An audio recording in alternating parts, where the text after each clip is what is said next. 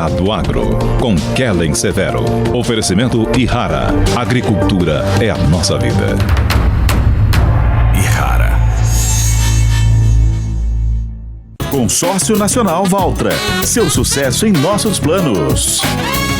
Olá, sejam muito bem-vindos à Hora H do Agro, um programa onde discutimos e analisamos os temas que mais importam para o agronegócio brasileiro. Vamos aos destaques de hoje. Israel bombardeia a base no Irã em retaliação aos ataques sofridos na última semana. A gente vai entender as novas consequências da tensão geopolítica para a economia e agronegócios. Nos mercados, o dólar dispara e atinge o maior valor do ano.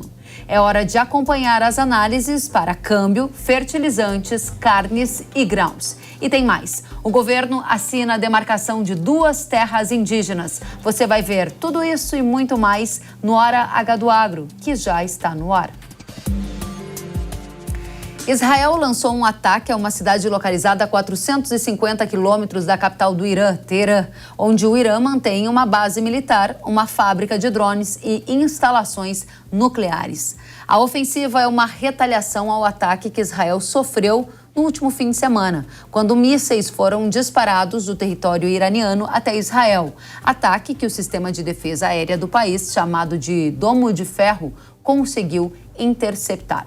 Os contratos futuros do petróleo Brent para junho chegaram a subir mais de 4% nesta madrugada agora, de sexta-feira, com o barril encostando em $90, mas depois passaram a cair. Isso em função da resposta de Israel ao Irã. Vale destacar também que nesta semana o Irã alertou o Israel que é provável que reveja a posição nuclear se as suas instalações atômicas forem ameaçadas. A Guarda Revolucionária do país disse que Teherã pode reconsiderar a sua política nuclear, que há muito insiste ser puramente pacífica, mas que as potências ocidentais dizem ter colocado o país no limiar de se tornar um Estado armado. O agronegócio acompanha com atenção os eventos geopolíticos, já que é um setor exportador e altamente impactado pelo cenário externo.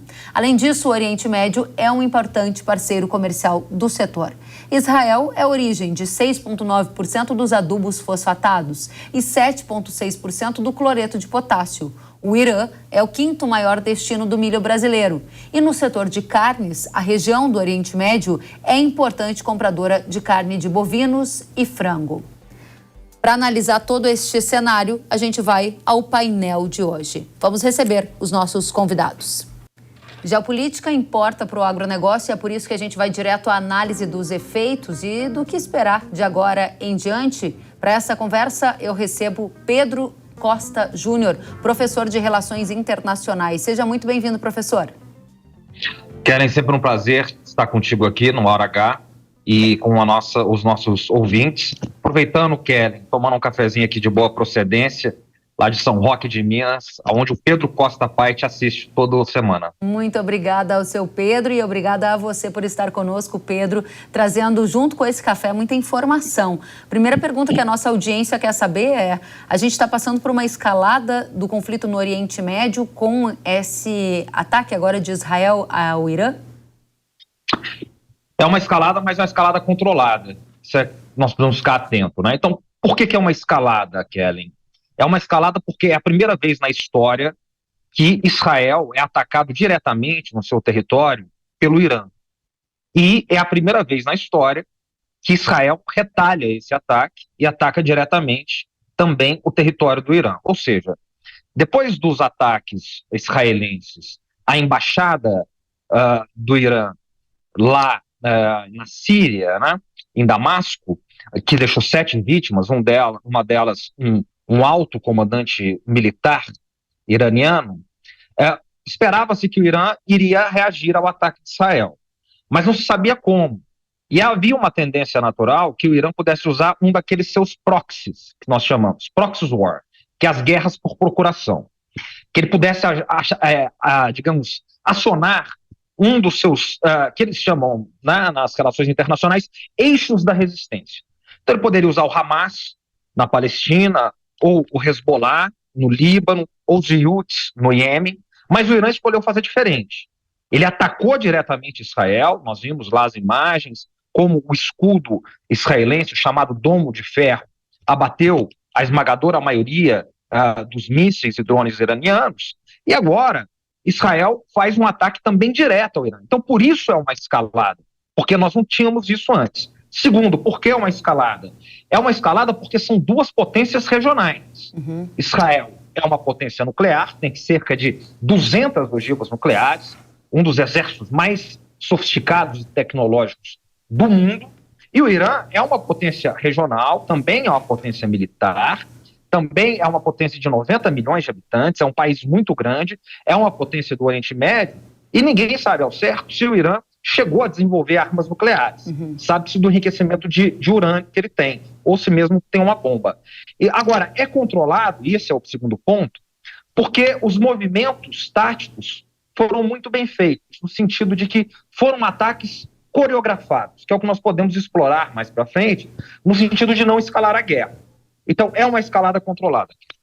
Escalada controlada. Parece até uma questão contraditória, né? A gente vai explorar e aprofundar esse ponto com você, professor, mas eu quero chamar também para essa conversa a Lígia Pimentel, que é CEO da Agrifato, e nesse painel é a nossa voz analítica sobre os efeitos da geopolítica no agro, que tem muita importância para a gente, o Oriente Médio. Seja muito bem-vinda, Lígia. Quais são os primeiros efeitos que você enxerga dessa chamada escalada controlada do conflito no Oriente Médio, colocada aqui pelo professor Pedro?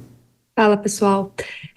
Vamos lá, a gente tem o primeiro movimento visualizável e já palpável sobre câmbio, né? Então, o câmbio já começa a interferir nas paridades, principalmente, de exportação, e a gente considera também, como efeito imediato, escalada aí de preço de petróleo, que acaba interferindo no custo dos combustíveis, que são utilizados para praticamente todas as commodities. Então, o primeiro ponto é aumento de custos, né? Já fica visível e palpável esse principal efeito inicial.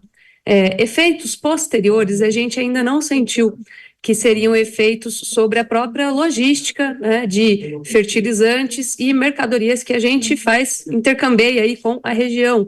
Isso ainda não é palpável, porque já vínhamos convivendo com o conflito, já vínhamos convivendo com essa questão, e a coisa só se intensifica, né? Então, não vão ter efeitos de bloqueios imediatos, como a gente gostaria, pretenderia ver, mas a gente vê, sim, efeitos já sobre custo, câmbio, petróleo, já entrando no radar aí, aumentando custos produtivos, certamente. A gente vai, então, aprofundar esses dois pontos que vocês trouxeram. De um lado, o Pedro chama a nossa atenção para uma escalada do conflito no Oriente Médio, o que ele chama de escalada controlada, ou seja, há limites nessa situação, e um efeito colateral que a Lígia já coloca para a gente é o dólar, que atingiu o mais alto valor do ano nesta semana, dólar que impacta diretamente em custo de produção. Damos início à segunda rodada perguntando a você, Pedro, o que significa na prática uma escalada controlada? Quer dizer que as duas potências agiram e agora haverá uma pausa, ou a partir daí esse conflito que é regional pode gerar um contágio para outras regiões e outras nações do mundo,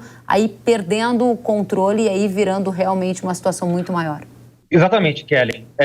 Há um sentido de estabilidade nessa escalada. Quer dizer, a coisa se escalou no sentido de envolver as duas grandes potências regionais do Oriente Médio. O governo israelense de Benjamin Netanyahu declara Irã como a sua ameaça existencial, declara o Irã como o seu grande rival, o seu grande inimigo, o seu grande adversário na região. Então, há uma rivalidade histórica entre os dois, que foi construída a partir da Revolução do Shah no Irã, de 1979, quando o Irã deixa de reconhecer Israel como um Estado nacional soberano. Ela é controlada, essa escalada, no sentido de que outras potências maiores, digamos, cachorros maiores que esses dois, eles entram na jogada e pressionam para que essa escalada ela não seja de maneira incontrolável. Então, nós temos, de um lado, os Estados Unidos, que são aliados indissociáveis de Israel, umbilicais de Israel, e o Irã sabe disso. O Irã sabe que, se entrar numa guerra com Israel, ele não estará entrando numa guerra contra Israel, estará entrando numa guerra Israel-Estados Unidos. Os Estados Unidos são aliados incondicionais de Israel na região e são inimigos do Irã. Retalham o Irã de todas as maneiras desde 79, com mais de uma centena de sanções econômicas, inclusive, que a Lígia consegue falar muito melhor. Então, esse é um ponto.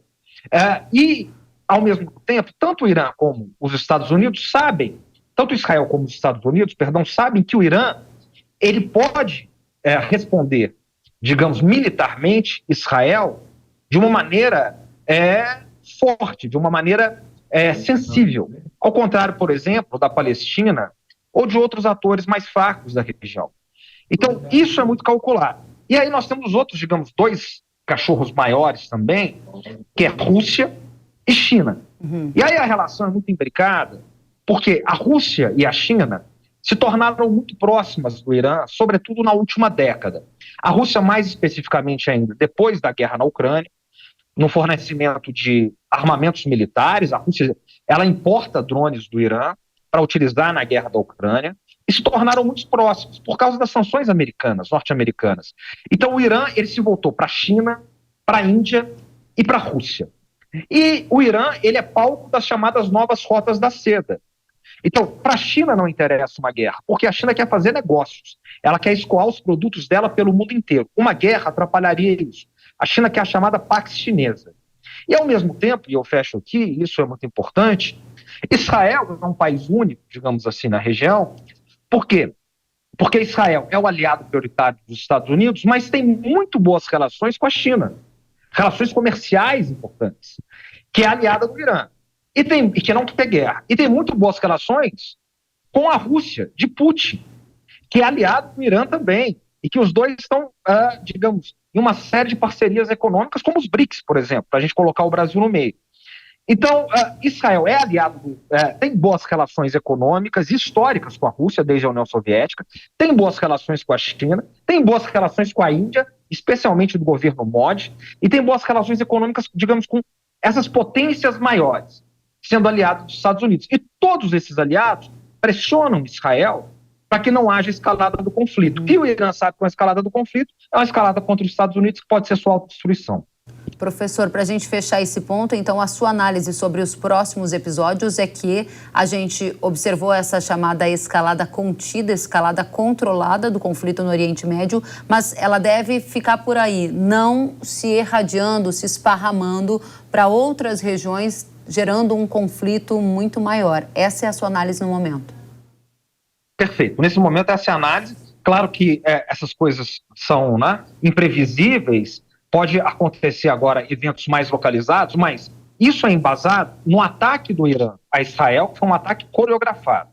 Ele avisou antes que iria atacar, como iria atacar. E agora na resposta israelense, que é uma resposta comedida, e que o Irã parece se dar, digamos, um ponto final nessa situação. Então, e as pressões das potências globais, para que não haja escalada, tudo leva a crer que é uma escalada que, neste momento, ela tem que ser contida.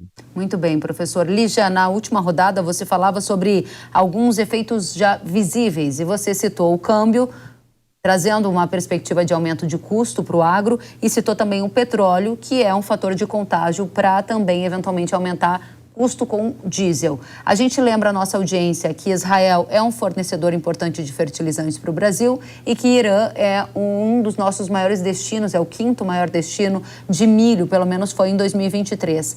Além do Oriente Médio ser uma área que demanda as nossas carnes. Que tipo de fatores são importantes que a nossa audiência saiba de contágio desse evento para essas categorias? Em caso de problemas aí logísticos, né, para fazer transporte dessas mercadorias que são intercambiadas ali, principalmente através da região. Temos de olho aí fosfatados, né, pelo lado dos fertilizantes, quase 7% de tudo que a gente importa de fosfatado vem de Israel, é o nosso 5º maior fornecedor. Quando a gente fala de cloreto de potássio, mais de 7%, quase 8%, também 5º maior fornecedor.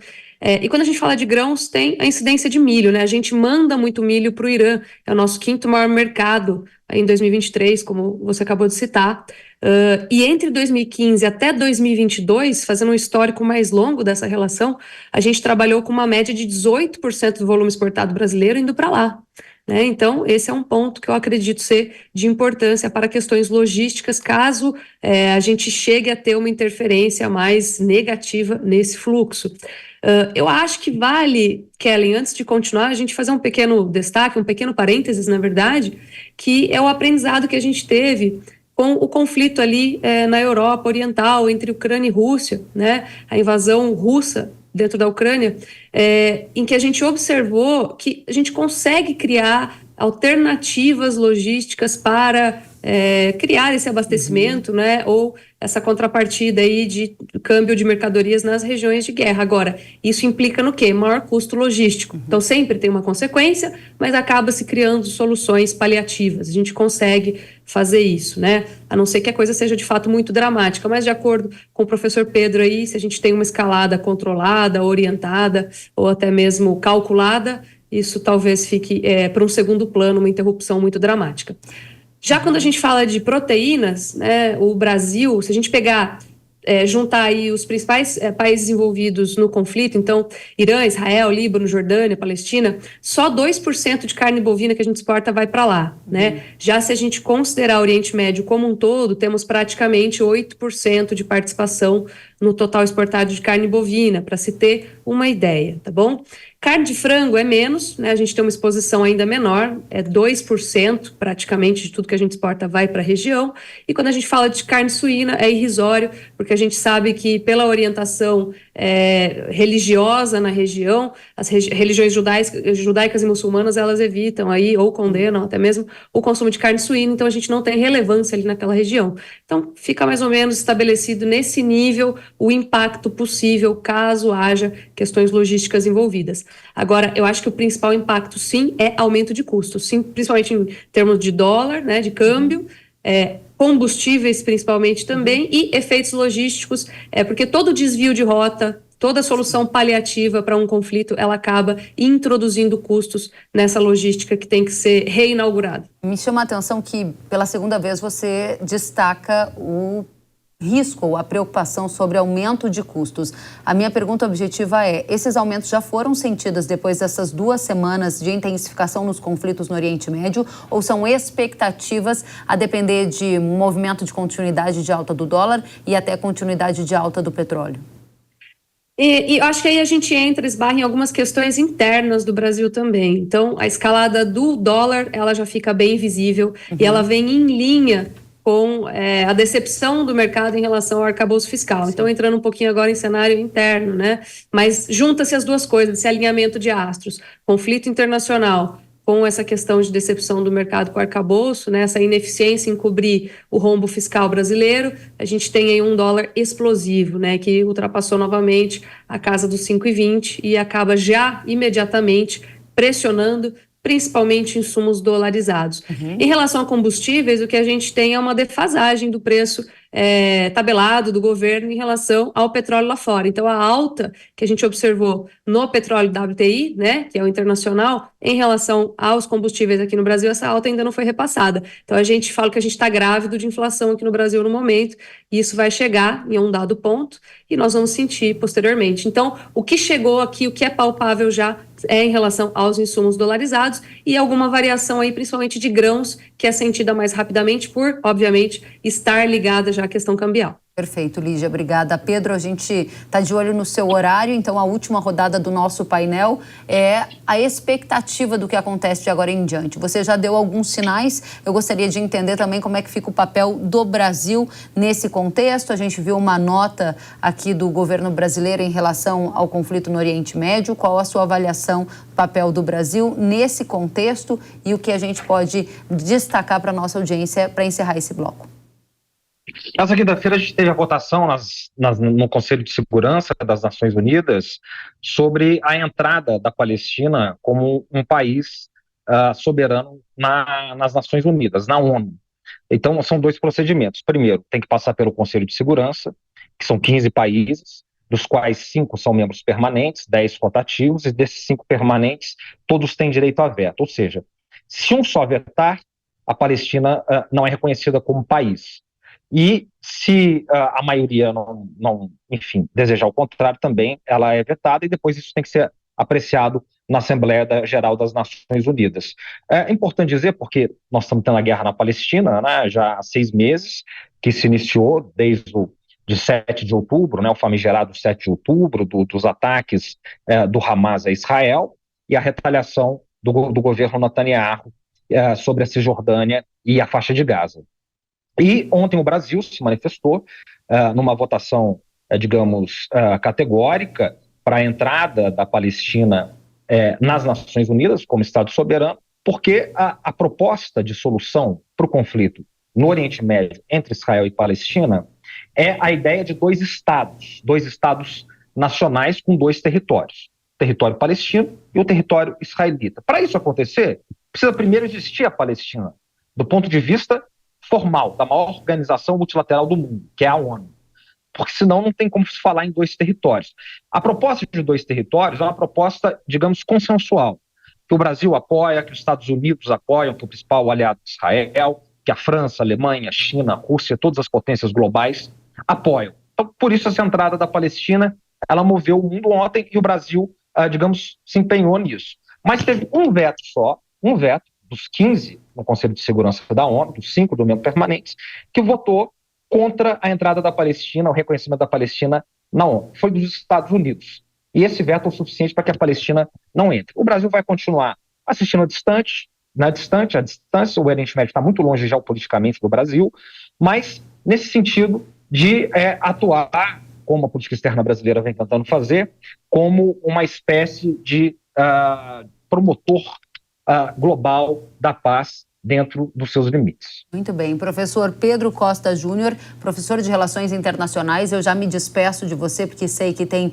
uma outra agenda para cumprir agora, agradecendo desde já a sua análise. Até a próxima. Eu continuo com você, Lígia. Tchau, tchau, professor. Obrigado. Tchau, obrigado. Obrigada a você, Lígia. Continuando de onde nós paramos, a partir dos pontos do professor e também dos pontos que você trouxe na última rodada, eu gostaria de explorar um pouco mais o mercado de carnes, né? Dentro de uma visão de eventual contágio para a região do Oriente Médio, se você considera essa uma visão mais provável, sendo ela mais provável, que efeitos nós teríamos? Não ocorrendo essa escalada, fica tudo como está, o Brasil continua exportando para o Oriente Médio e aproveitando essa boa relação comercial que tem com a região? Exatamente. Tem um ponto interessante que eu acho que dá para a gente detalhar um pouco mais. Vale uma ressalva de que o Irã ele já foi um grande importador de carne bovina brasileira, né, mas ele perdeu muito espaço nessa última década.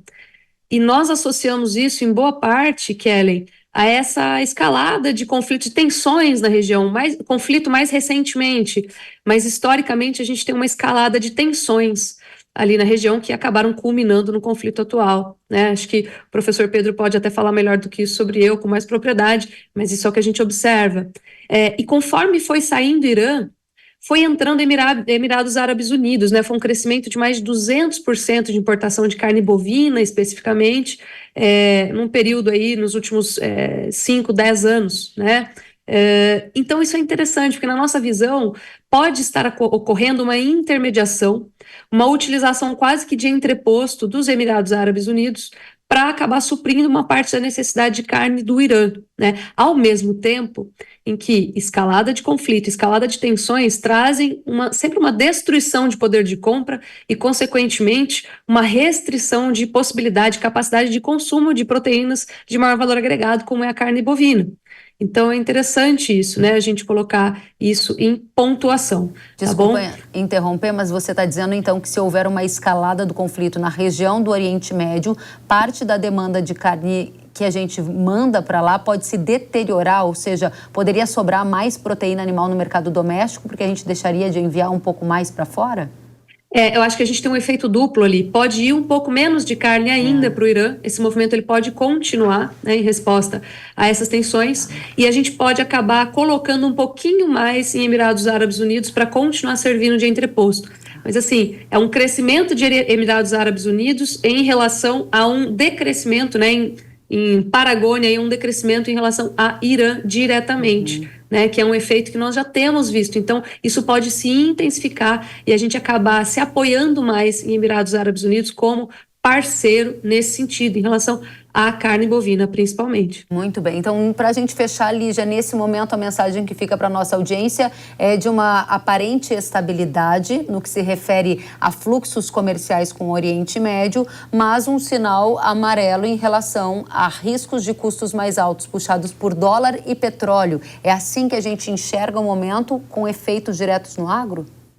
Perfeito. Essa, entre aspas, temporada de tensões globais, né, em diferentes regiões, ela nos trouxe alguns ensinamentos que talvez a gente não estivesse acostumado a considerar. Então, se você lembrar aí, 2 anos atrás, quando começou ali o conflito, né, entre Rússia e Ucrânia, a gente achou que ia ser um pouco o fim do mundo e, na verdade, a gente entendeu que tudo vai se acomodando mesmo dentro desse cenário terrível, que é um cenário de conflitos armados, tá?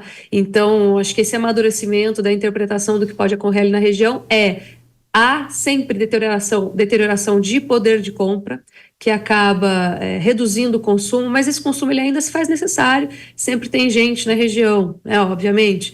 Então a gente tende a diminuir o consumo per capita, a aumentar entrepostos, né, locais ali que servem de suporte para continuar um abastecimento desses bens que são intercambiáveis, e o principal efeito diretamente sentido daqui, certamente, é aumento de custos. Por quê? Quer a gente envie mercadorias para lá ou não, independentemente desse fator, o que a gente sente, obviamente, é a alta do dólar, que acontece em nível global, e certamente interferência no preço dos combustíveis, que uma hora ou outra vai cair a conta aqui também, a partir principalmente do momento em que o governo precisar abrir essa torneira aí para equilibrar os preços. Muito bem. Lígia Pimentel, CEO da consultoria Agrifato, a gente agradece demais pela análise dos efeitos do agro, de todas essas tensões geopolíticas, e fica o convite para você voltar sempre. Obrigada, Kelly. Até a próxima. E depois do intervalo, você vai ver os efeitos esperados do conflito no Oriente Médio para dólar, especialmente se há uma tendência da moeda continuar a subir, e insumos agrícolas. Tem ainda os destaques de invasão de terra e demarcação de terras indígenas no Brasil. Tem tudo isso, tem muito mais. Eu aguardo você. Até já.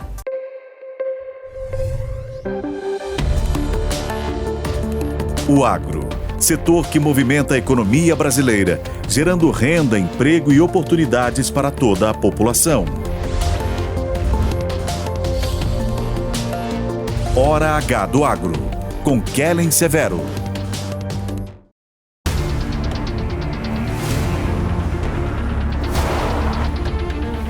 Chegou Terminus, o novo inseticida da Irrara. É sua mais potente arma contra os percevejos, com formulação inovadora, que potencializa o controle rápido e prolongado, com flexibilidade para uso em todo o ciclo da soja e do milho.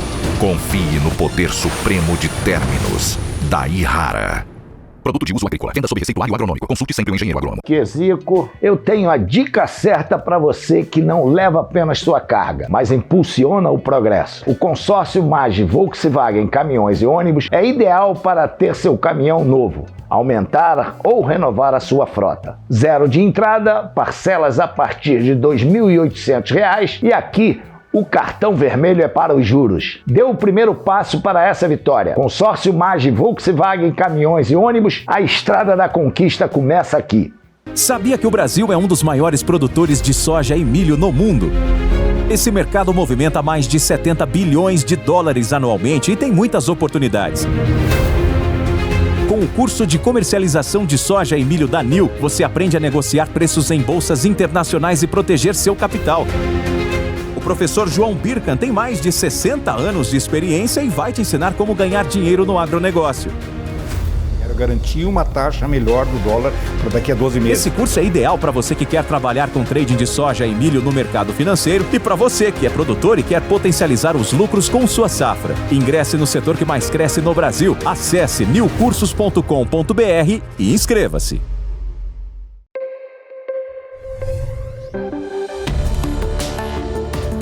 O agro, setor que movimenta a economia brasileira, gerando renda, emprego e oportunidades para toda a população.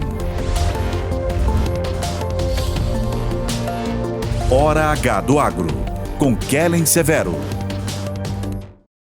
Estamos de volta com o Hora H do Agro aqui na Jovem Pan News. A escalada do conflito no Oriente Médio, ela se soma a outros riscos geopolíticos já existentes e que estão no nosso radar.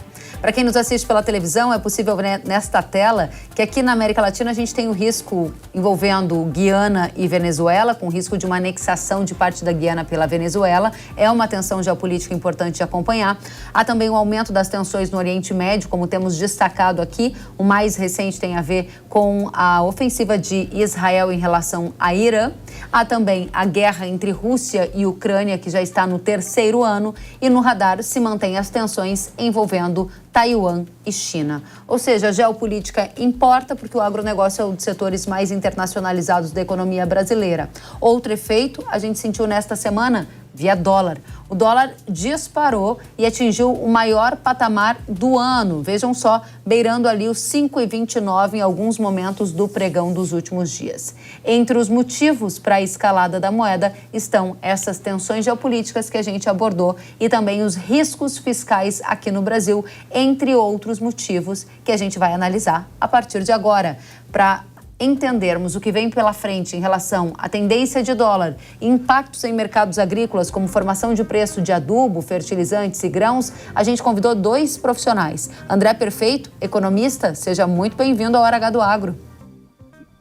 Eu que agradeço, um prazer sempre falar com você e com todo o mundo agro. Muito obrigada, André. Convidamos também o Jefferson Souza, que é analista da Agrinvest Commodities. Jefferson, seja muito bem-vindo. Muito obrigado, Keren. Sempre um prazer conversar contigo. Da mesma forma. André, começo com você. Dólar subiu bem nessas últimas semanas. Efeito da geopolítica, efeito do risco fiscal atribuído a um governo que deve gastar mais do que arrecada, entre outros fatores. Esse é um movimento pontual ou é um cenário que só começou e vai continuar essa escalada? Bem, vamos tentar resgatar um pouco a história, porque essa história começou um pouco antes, na verdade. Na semana anterior, a gente teve uma inflação nos Estados Unidos até bastante persistente. O CPI por lá, a inflação veio mais alta. Isso daí já acendeu, antes do conflito, do ataque do Irã, você teve aí uma discussão sobre se os juros vão cair nos Estados Unidos ou não, esse ano, por conta de uma inflação mais persistente por lá. Isso, por si só, já aprecia a moeda norte-americana, porque boa parte do fluxo entre 2 países, tem uma parte que é comercial, obviamente, e nesse sentido o agronegócio brasileiro, e também com uma área de matéria-prima, tem um peso muito grande, mas tem um fluxo financeiro gigantesco. Então, só dos juros não cair na velocidade que se espera, já estressou o dólar. Fora isso, a gente teve uma guerra, não dá nem para dizer que é uma guerra, na verdade foi uma espécie de recado que o Irã mandou para Israel, foi seguido agora de outro recado que Israel mandou para o Irã, de um uso militar para ter um sentido diplomático, ficar desse jeito. Isso daí já estressa mais ainda. E na segunda-feira, logo na sequência, depois desses eventos, você teve um mal-estar gerado aí por algumas falas do ministro da Fazenda, o Fernando Haddad, que deixou claro uma coisa que era bastante óbvia, eu acho, que o resultado fiscal não vai ser tão positivo. Eu acho que ninguém esperava diferente na Faria Lima, Mas agora a gente tem que pensar algumas coisas, eu acho. Sim, o câmbio vai estressar, isso é verdade, mas no médio e longo prazo, eu não sei se isso vai se manter. O que eu quero dizer com o seguinte: o Brasil tem acumulado saldos em balanço comercial bastante relevantes. Apesar, por exemplo, a gente pegar o período da guerra da Ucrânia, ou coisa que vale, a gente conseguiu ainda se manter de forma bastante positiva. E um dos motivos para isso acontecer é que a nossa balança comercial na rúbrica de petróleo e derivados está superavitária. Então, se petróleo explode, isso é ruim de um lado, porque derivados de petróleo, fertilizante fica mais caro, o Brasil ainda importa muito disso, mas a gente exporta mais óleo bruto do que importa desses bens. Então, isso vai ficar meio redeado, como eles falam no mercado financeiro. A alta de um compensa a queda do outro, por aí vai. Então, eu olho isso com muita atenção, mas mais do que isso, já está evidente que o Banco Central brasileiro não deve cortar tantos juros em 2024. A projeção inicial era de 9%, eu estou com 9,75% já faz um tempo, mas a minha opinião era divergente do mercado, mas no relatório Foco você começa a ver revisões para cima da taxa de juros, e se a taxa de juros aqui cai menos, ou fica, vou falar um jeito horroroso, menos menor do que esperado antes, isso daí acaba também atraindo dólares para cá, também por conta do diferencial de juros. O que eu quero alertar todo mundo é o seguinte, talvez a gente esteja num momento mais inflamado disso tudo, porque se eu for precificar, né, Kelly, que vai ter um conflito entre Irã e Israel no Oriente Médio, a gente tem que ter uma outra conversa, né? É um outro mundo, né? Mas, por enquanto, eu tenho uma visão um pouco mais construtiva para o médio e longo prazo, mas, de novo, né, por conta de balança comercial, que continua positivo, e 2, por conta de uma reação da política monetária no Brasil, que deve reagir não subindo os juros, mas cortando menos do que o mercado inicialmente pensava. Essa visão que você coloca de que estamos num momento mais inflamado por esses fatos recentes, mas quando você olha para médio, longo prazo, você coloca esses elementos envolvendo o saldo da balança comercial, uma diminuição no ritmo de corte dos juros aqui no Brasil, isso levaria o dólar a se manter em patamares ao redor dos 5,30 ou um pouco mais do que isso, ou você está mais para o lado de dólar ao redor de 5 como estávamos antes? Eu acho que é mais cara de 5. Eu acho que tem chance de se apreciar. Porque essa que é a discussão. Vamos tentar resgatar aqui um pouco o andar da carruagem. Lá por volta de junho, né, daqui a poucas semanas, né, eu acho que o mercado nos Estados Unidos vai ter precificado. Se vai cortar, não vai cortar juro por lá. Então, assim, eu quero dizer assim, eu acho que agora é o momento onde todo mundo está reprecificando algumas coisas. Exemplo disso é o que aconteceu no Brasil, né? O mercado estava numa posição até bastante otimista, por exemplo, 9% de Selic é uma taxa relativamente baixa, né? Claro, poderia cair muito mais, a gente pode fazer essa discussão, mas o evento guerra, a guerra que não aconteceu ainda, eu acho que não vai acontecer porque não é do interesse de ninguém que isso aconteça agora no Oriente Médio, deu saída, por assim dizer, para um monte de gente que teve que revisar as posições. Acho que por isso que a discussão fiscal ganhou uma força gigantesca, porque, de novo, né, se você olhar friamente, aqui na Jovem Pan, em outro, na mídia de forma geral, era evidente que não ia ter um resultado fiscal bom, né? A gente não dava para pensar dessa forma. Então, por isso que eu acho que isso daí só tornou mais agudo esse processo. O que, de um lado, é uma boa notícia no seguinte sentido, vai ser precificado mais rápido. Podia demorar essa precificação desse mal-estar. Agora o pessoal falou, quer saber? Coloca tudo no preço aí, não acho que vai cortar tanto juro. Mas daí que tá, isso daí vai durar para sempre? Eu acho que por volta de junho já vai estar equacionado parte desse mal-estar. Muito bem, está muito claro a sua posição, André, entendendo que a gente tem um dólar com uma tendência mais para 5 do que para movimentos acima dos 5,30, que foi o que beirou nessa semana. Ele deixou muito claro os motivos, a gente vai aprofundando essa conversa, sem antes passar por você, Jefferson, e entender que efeitos essa alta do dólar na semana já trouxe na formação de preços de fertilizantes, por exemplo, porque a gente viu o dólar na máxima e tem muita gente dizendo que o custo sobe de elevador, mas depois ele desce de escada. Essa é uma máxima do agro. Isso aconteceu na prática? A disparada do dólar puxou para cima o preço do adubo?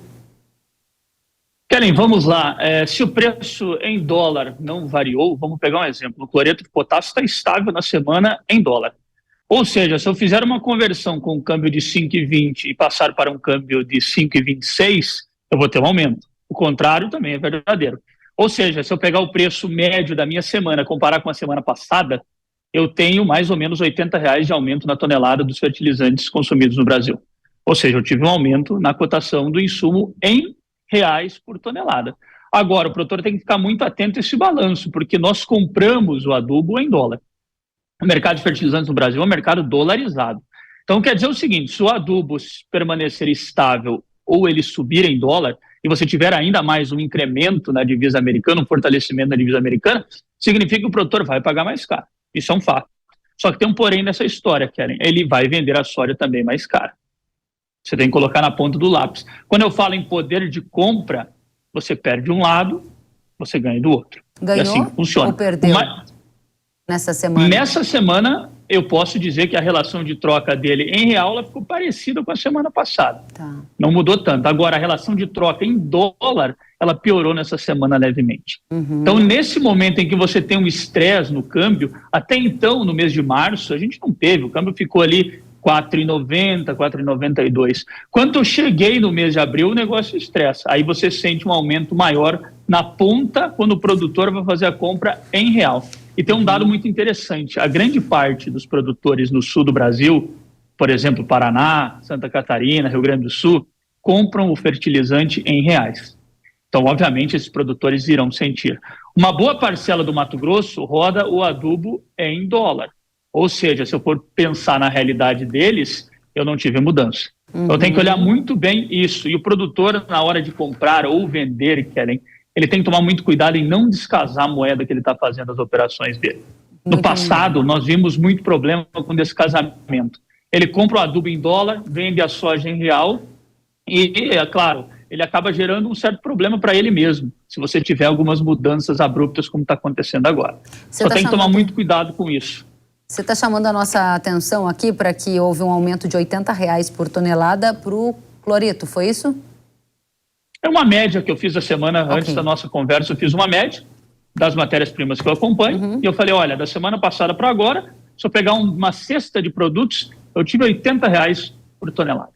Muito bem. Dentro desse contexto em que você disse que a relação de troca em dólar piorou na semana, mas disse que essa situação também tem que ser acompanhada de região para região. A minha pergunta objetiva é, os negócios avançaram? Teve mais gente comprando e vendendo adubo diante das tensões geopolíticas e da alta do dólar? Na semana passada o mercado deu uma avançada, Kenny. Eu percebi isso, sobretudo em regiões como o Paraná. Eu senti isso de algumas cooperativas tomando posição. Se eu for falar para você hoje o Brasil, o meu número de comercialização de adubo ele é de 46%. O meu percentual de 5 anos para o período ele seria na casa de 60%. Então significa que eu avancei, mas eu estou atrasado. A mesma coisa acontece com a soja na comercialização. Muito bem, muito bem. Então a gente pode concluir que os impactos ainda foram moderados de todas essas tensões geopolíticas e também da alta do dólar para esses últimos 5 dias. É isso, Jefferson? Exatamente. Eu posso dizer para você o seguinte, o impacto que nós tivemos no preço do fertilizante foi puramente ligado ao dólar. O estresse que nós tivemos envolvendo Irã e Israel não precificou o fertilizante no Brasil. O primeiro que iria sentir seria a ureia. Eu até comentei com alguns colegas isso quando o conflito eclodiu. E não aconteceu. A ureia ela subiu levemente, mas não está ligada propriamente ao acontecimento envolvendo Irã e Israel. Só para a gente fechar esse bloco com você, Jefferson, e eu voltar com o André dizia que tem uma visão, pelo menos no médio prazo, de um dólar mais para 5 do que para 5,50 ou mais para 5,30. E a minha pergunta é, você tem uma visão semelhante? Porque você está me dizendo que o dólar foi o que impactou no fertilizante nessa semana. Vocês aí na Agriinvest têm uma visão de um dólar mais alto, isso quer dizer fertilizante mais caro daqui para frente? Olha, eu compactuo da ideia do André, ele comentou 5, nós da Agriinvest, eu confesso que a minha parte é muito mais insumo, mas nós temos uma mesa especializada em moedas, câmbio, e eles estão com o mesmo pensamento. Olhando o cenário, esse movimento que nós tivemos na semana, eu acredito que todos que olham um pouco mais o fundamento julgam que foi um pouco exagerado. Então, eu acredito que você tem uma possibilidade de ver mais um câmbio a 5 do que a 5,30. Concordo plenamente com ele nessa posição e nós da Agriinvest também concordamos com isso. Muito bem. Obrigada, Jefferson. Volto com você. André, um dos elementos que você colocou aqui, dos motivos que explicam esse estresse que a gente observou no câmbio, tem a ver com a questão fiscal aqui no Brasil. E você ainda falou do despertar do mercado para essa questão que praticamente já estava aí nas mesas, mas agora ganhou um certo protagonismo. A minha pergunta é, o governo vai continuar gastador e se continuar desta forma quer dizer que vai vir mais custo através de impostos para a população brasileira, incluindo o setor do agro, para pagar essa conta? Olha, provavelmente sim, né? A gente sabe que o ajuste que o Fundo da Haddad está querendo fazer, em grande medida, sobre a arrecadação, não é sobre o corte de gastos. Agora sim, sobre o corte de gastos, você tem que lembrar também que 2024 é um ano eleitoral, né? E a gente viu aí, vamos dizer, parte grande do Congresso, em cima da questão das emendas de relator, que depois, enfim, foi pacificado esse ponto, né? Mas aí está falando de uma transferência bastante relevante. Por que eu estou falando isso? Porque não me parece razoável imaginar nenhum tipo de ajuste para o lado do custo agora, em 2024. Não é isso que se trata, especialmente porque daqui a pouco vai começar o processo eleitoral e o Congresso vai parar. Então, assim, esse que é o sentido de que eu acho que não vai ser tanto pelo lado da despesa. Agora, assim, a questão das receitas não necessariamente vai aumentar muito mais a tributação, quer dizer, pelo menos eu imagino, porque as projeções de PIB estão subindo. Se o PIB está subindo, isso quer dizer que aumenta a arrecadação do governo também. Agora, isso daí eu olhando Brasília aqui de São Paulo, né? Porque a gente sabe que o ambiente lá em Brasília às vezes é mais assim, rarefeito, né? Eles gostam mais dessa parte do gasto mesmo a curto prazo. Muito bem, então a gente vai acompanhar com atenção. Você não descarta essa possibilidade de um risco de a conta chegar para toda a sociedade com mais impostos. De toda forma, a gente pode deixar isso para um outro momento, até porque é ano eleitoral. André, obrigada. Volto com você, Jefferson. O setor do agro também tem partido de alguns lugares em que é retirado o incentivo fiscal. Mais recentemente, a gente viu no Rio Grande do Sul, Jefferson, atingindo especialmente a pauta de defensivos agrícolas. Esse é um movimento que você tem acompanhado na área de químicos, o que na prática significa mais custo, porque os benefícios fiscais estão sendo retirados paulatinamente em diferentes áreas do país? Olha, Kelly, é um movimento que acaba sendo meio... Eu confesso para você que não acompanho tão de perto essas mudanças no fisco dos insumos. O que nós tivemos foi uma mudança um pouco, né, na regulamentação, por exemplo, do convênio 100 envolvendo os fertilizantes propriamente dito, em um aumento progressivo do ICMS. Isso nós tivemos. E, claro, como eu te falei, não é algo que eu acompanho tão de perto, então eu não posso falar com tanta propriedade assim. Mas se você pensar, obviamente, em preço, você tende a ver uma mudança na ponta. Só que, claro, a tributação é algo muito específico. Inclusive, os colegas com os quais eu converso, eles trabalham o dia inteiro olhando essas possibilidades de tributação, não só no fertilizante, mas nos grãos e etc. Então, é claro, se você tiver uma mudança na tributação, você vai onerar alguém. Aí provavelmente o produtor será onerado. Mas eu confesso para você que eu não tenho um gabarito tão grande assim para poder falar com exatidão sobre esse tema. Perfeito, já foi suficiente para a gente entender o que está acontecendo. Última rodada, André, no começo da conversa você falava, e se eu não estou enganado, de que você não enxerga necessariamente uma escalada desse conflito geopolítico, e é por isso também que o seu cenário base aponta para um dólar mais para 5 do que 5,30, 5,50. A visão que você tem enquanto economista é que o pior, tratando-se de Oriente Médio, ao que tudo indica, ficou para trás? Olha, em alguma medida sim, exatamente isso que eu disse. Eu acho que não existe interesse hoje em dia de um aumento ou de uma escalada desse conflito. Vamos pegar da ótica, por exemplo, dos norte-americanos, né? Qual o interesse dele começar a abrir uma outra frente de batalha depois da Ucrânia? A Ucrânia é uma questão que está em aberto há 2 anos. Ele vai querer abrir uma outra Ucrânia no Oriente Médio ali, sem resolver isso de forma clara? 2, os Estados Unidos também não têm interesse de aumentar a tensão geopolítica, especialmente no eleitoral, porque vamos supor que tem um conflito deflagrado no Oriente Médio. O que isso daí vai querer dizer? E a Jefferson vai ter que rever aí os cálculos, acho que para insumos, né, para os fertilizantes, porque aí vai subir sim. Isso daí quer dizer mais inflação. O Biden, que está tentando concorrer a uma reeleição que, diga-se de passagem, vai ser bem difícil para ele, vai querer mais uma guerra, mais inflação agora? Eu bem acho que não. O próprio Netanyahu sabe que se ele entrar num conflito com o Irã, é pedir para vários outros países da região entrarem em conflito com ele simultaneamente. Claro, a Jordânia está do lado dos Estados Unidos, a Arábia Saudita, os Emirados Árabes, mas você tem uma série de outras proxies, que a gente chama, né? Guerra de procuração, né? Outras regiões que vão querer atacar. Então, assim, não me parece ser o caso. Mas, dito isso, eu acho que a gente passou por uma inflamação onde está se ajustando algumas coisas. Eu não disse aqui inicialmente que o mercado usou essa guerra como uma espécie de desculpa para ajustar o óbvio a respeito, por exemplo, da questão fiscal, né? Exatamente. Acho que lá fora também estão usando a guerra para falar. Então, realmente, os Estados Unidos não vai cortar tantos juros no início do ano. É normal isso. Isso daí chama especulação e é assim que funciona. A dúvida é, vai continuar estressando? O meu sentimento, dado que, a balança comercial brasileira tem apresentado bons resultados, que é uma ótima notícia. 2, os juros devem cair menos no Brasil, dado a sinalização do Banco Central e também a limitação que os juros vai ter nos Estados Unidos, também joga os juros aqui, não tão para baixo. Lá fora, você vai ter algum tipo de estabilização, acredito que até o meio do ano, até junho, né? Porque senão aí a gente vai ter que discutir um cenário muito mais estressado. Não me parece ser o caso.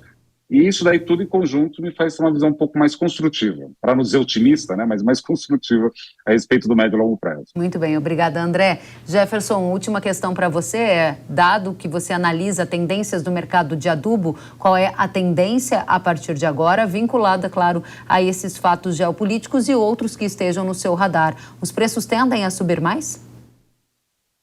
Vamos lá, Kellen, até mesmo complementando um pouco o que o André comentou, essa tensão envolvendo o Irã e Israel, quando ela saiu lá no final de semana passado, realmente, eu pensei comigo, agora a Ureia ela tende a mudar um pouco de direção, e eu vou ter que olhar para alguns ativos como gás natural, petróleo, se eles vão acompanhar, vão ter alguma mudança.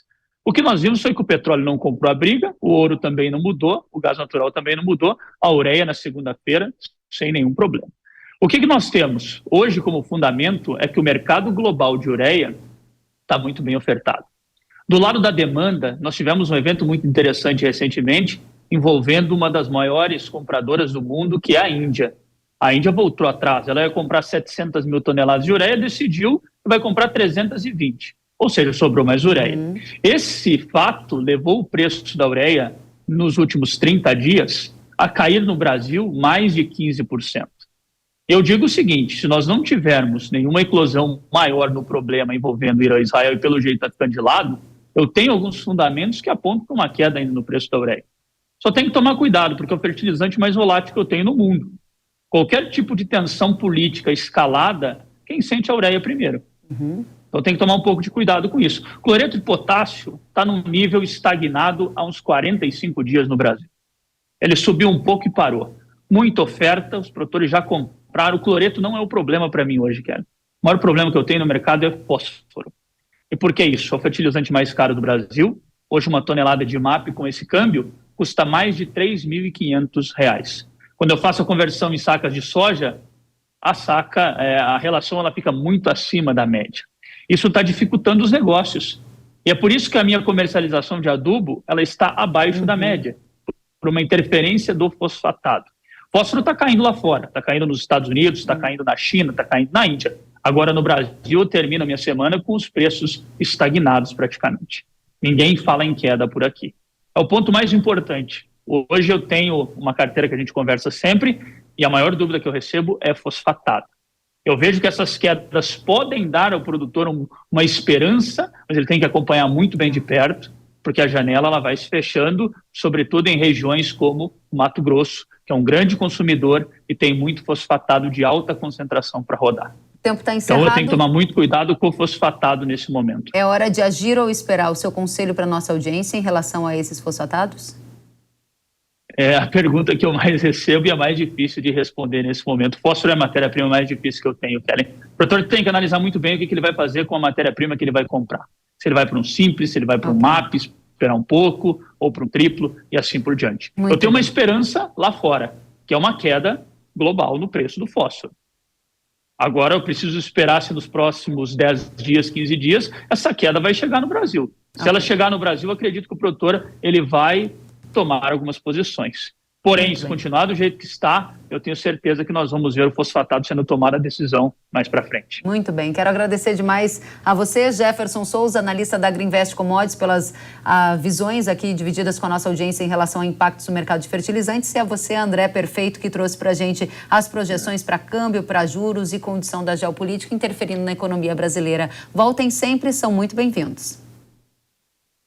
Muito obrigado, Kellen. Prazer conversar com você e com toda a audiência. Obrigada a vocês. E o Movimento Sem Terra, o MST, invadiu nesta semana áreas em 11 estados brasileiros. É um movimento do chamado Abril Vermelho. De acordo com o MST, mais de 22 mil famílias estão envolvidas nestas ações. E o governo federal lançou o programa Terra da Gente, que tem como objetivo destinar terras à reforma agrária. A meta do governo é atender 295 mil famílias até 2026. A gente vai analisar esse programa do governo para a reforma agrária e entender de que forma ele se conecta com o agronegócio e com a produção e imóveis rurais de diferentes regiões do país. Para isso, a gente convidou o Frederico Bus, que é consultor jurídico da Farsul, que é a Federação da Agricultura do Rio Grande do Sul. Frederico, seja muito bem-vindo ao Jovem Pan. Olá, Kelly, prazer estar aqui com vocês novamente. Obrigada. A primeira pergunta é como você avalia esse programa lançado pelo governo em relação à reforma agrária. Quais são os pontos positivos e negativos a se destacar no momento?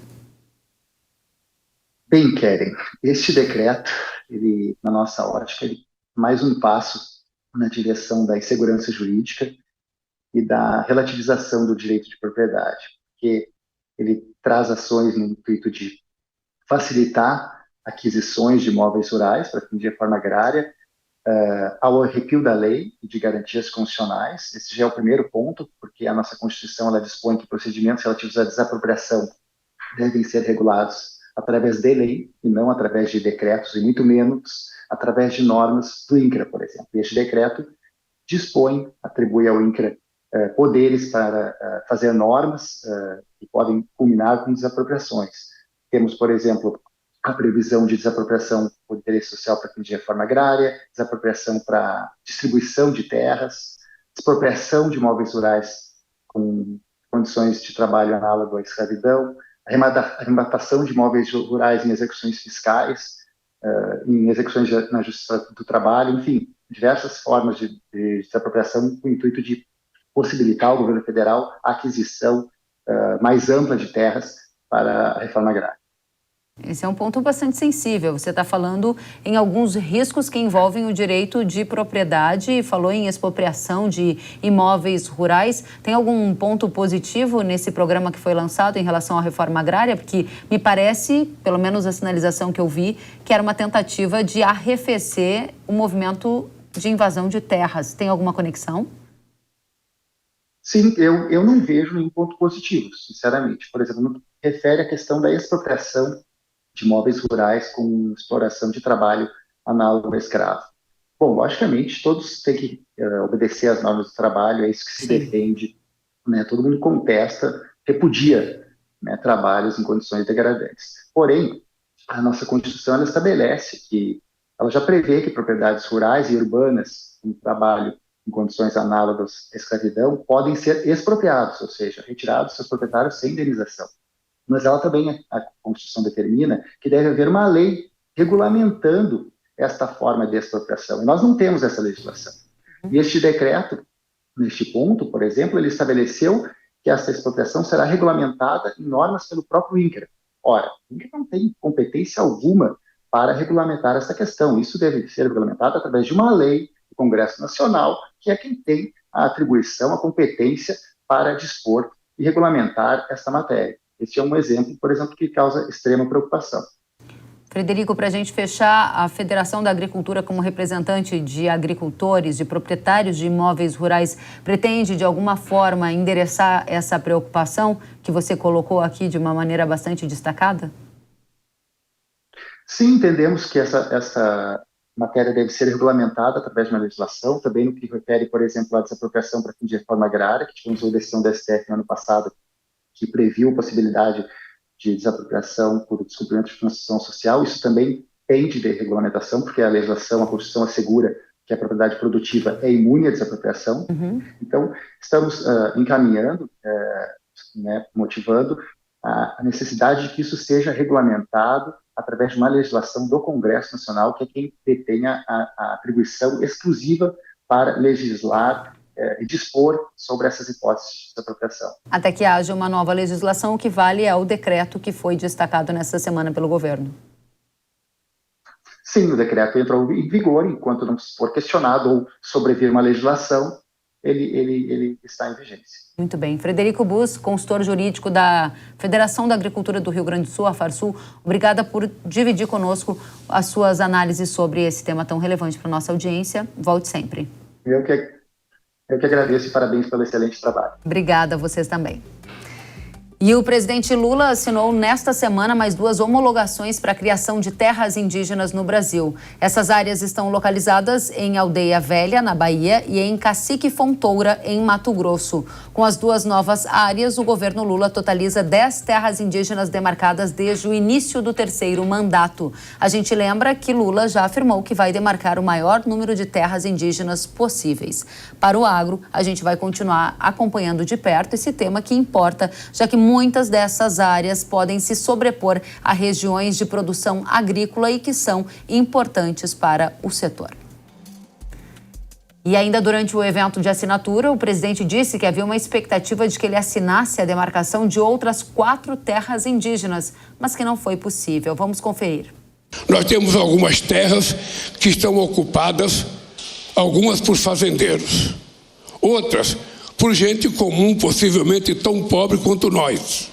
Os governadores, 2 são governadores aliados nossos, que pediram um tempo. E nós vamos dar esse tempo. Eu quero que vocês saibam que essas terras já está pronta, sabe? A definição das terras. Agora o que nós queremos é não prometer para vocês uma coisa hoje e amanhã você ler no jornal que a justiça tomou uma decisão contrária. Muito bem, agora a gente segue em frente. Eu tenho um recado para você. Chegou o momento de transformar o seu pasto em uma verdadeira estrela de produtividade. Apresentamos Estrela, o inseticida da Ihara projetado para proporcionar proteção contra ninfas e adultos da cigarrinha. A Ihara apresenta a Estrela da Pecuária, inseticida com controle inigualável das cigarrinhas das pastagens, que garante a máxima qualidade e produtividade do rebanho. A cigarrinha pode causar grandes estragos, queimando as folhas das forrageiras e reduzindo a massa verde até 30%. Estrela é a resposta que a sua pastagem precisa. Tecnologia inédita no mercado que paralisa a cigarrinha com maior fixação e eficácia comprovada. Não deixe a sua pastagem se deteriorar. Acesse ihara.com.br ou aponte o seu celular para o QR Code na tela e faça a produtividade do seu pasto brilhar com Estrela. O Hora H do Agro de hoje fica por aqui. Obrigada pela companhia, pela audiência. Até a próxima semana. Tchau.